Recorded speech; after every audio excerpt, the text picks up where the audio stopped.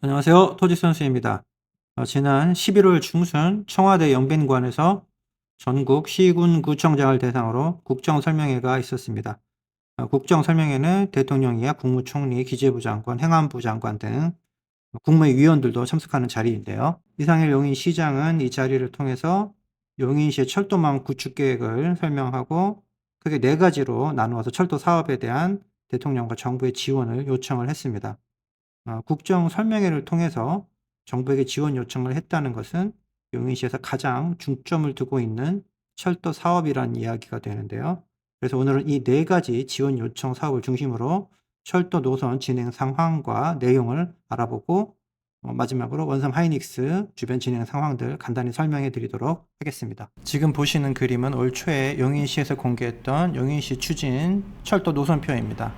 살펴보면 11번 분당선 연장과 12번 수도권 내륙선, 15번 동천 구성간 신규 철도 노선을 제외한 6개 노선들이 이번에 정부에 대한 지원 요청에 포함되었습니다. 3개의 빠진 노선들을 제외하고 나머지 6개 노선을 모아서 보면 이렇게 됩니다. 첫 번째, 내년 초 발표될 제5차 국가철도망 계획에 경기 남부광역철도의 신설을 요청을 했습니다.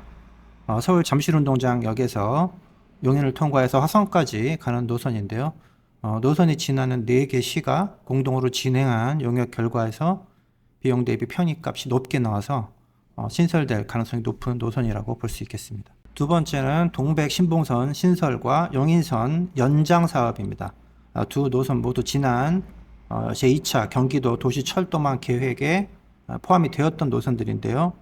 이 두 노선은 모두 방금 말씀드렸던 경기 남부 광역철도와 연결이 되는 노선들입니다. 따라서 경기 남부철도 광역철도의 추진이 잘 진행될 경우에 동반해서 탄력을 받게 될 노선들인데요.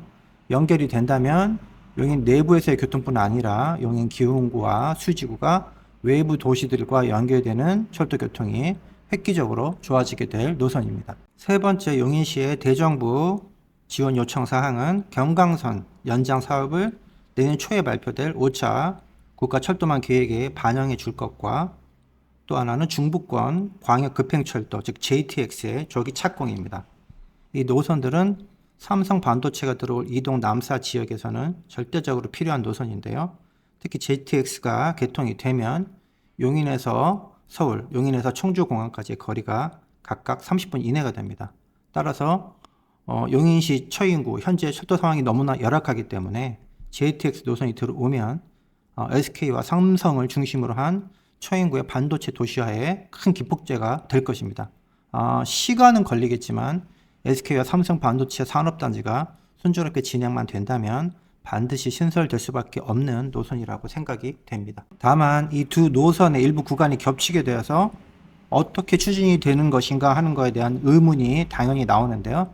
이 부분에 대해서는 용인시 의회에서 시정질문에 답변하는 용인시장의 설명을 직접 들어보도록 하겠습니다.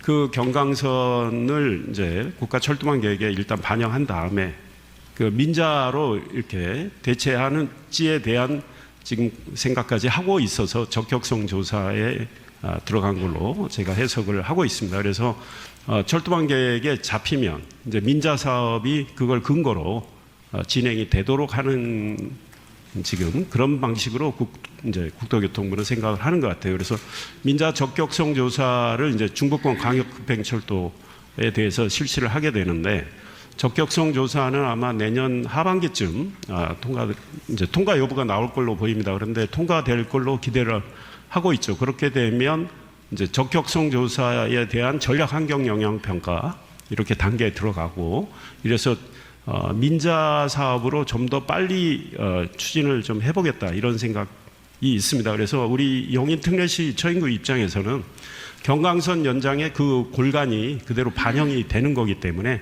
뭐 따로따로 가는 건 아닌 걸로 이렇게 생각하시면 될 것 같습니다. 네 번째는 경기 남부 동서횡단선의 제5차 국가철도망 계획 반영 및 평택 부발선 예비 타당성 조사 재추진 요청입니다. 이 노선 역시 먼저 말씀드렸던 경강선 연장이나 JTX가 추진될 경우에 동반하여 탄력을 받게 될 노선인데요.